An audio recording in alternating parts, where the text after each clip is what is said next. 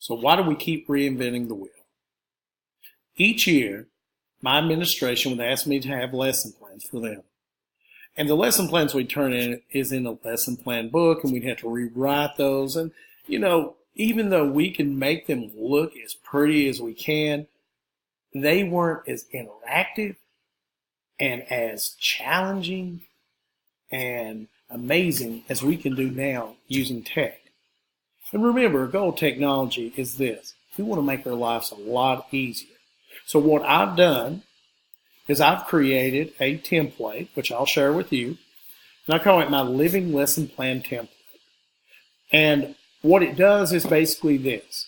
This year, when I start out and I design what I want to do throughout the year, I'm going to put bits and parts and pieces in here. Now, is it the best plan? Probably not, and there are other ways to use this. We can use Google Docs and stuff, but I want to have one centralized location for all the repository of everything that I have, okay? And so having that ideal setup, I can use, in this case, Google Slides. Yes, I'll be using Google Docs. Yes, I'll be using Google Sheets and Google Drive.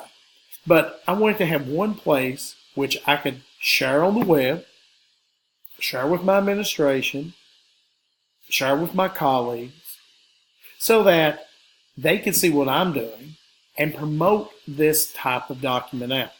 So my administration has asked me to come up with this, and so this is my plan.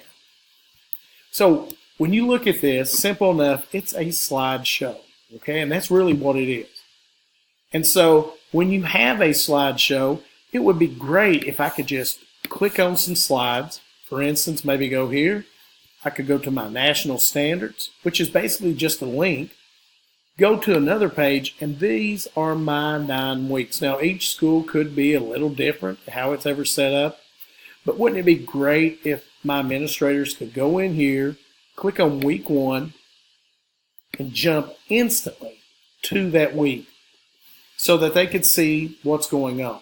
And what's really great here is that even though the content is going to be in here for this year, I could go back and modify it. And if you notice at the bottom where it has speaker notes, I can actually type some information. Maybe that lesson didn't go the way it should have went.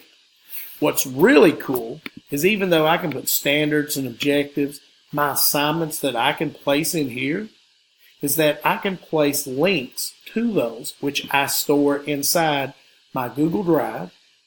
Therefore, they're going to instantly route to those. I can do hyperlinks to other things too, such as YouTube and things like that.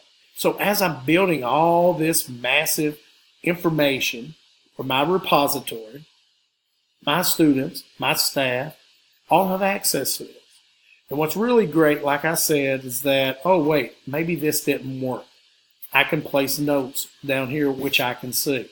So this is going to be a very helpful piece of technology, not just for me, but for the teachers in my district. So we're going to go through just some basics on how to actually do this.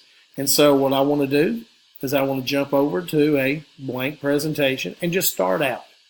And as you saw here, we did have purple, which our school colors are purple and gold. You can customize this any way you want, especially using the themes. But for us, we're just very straightforward and basic.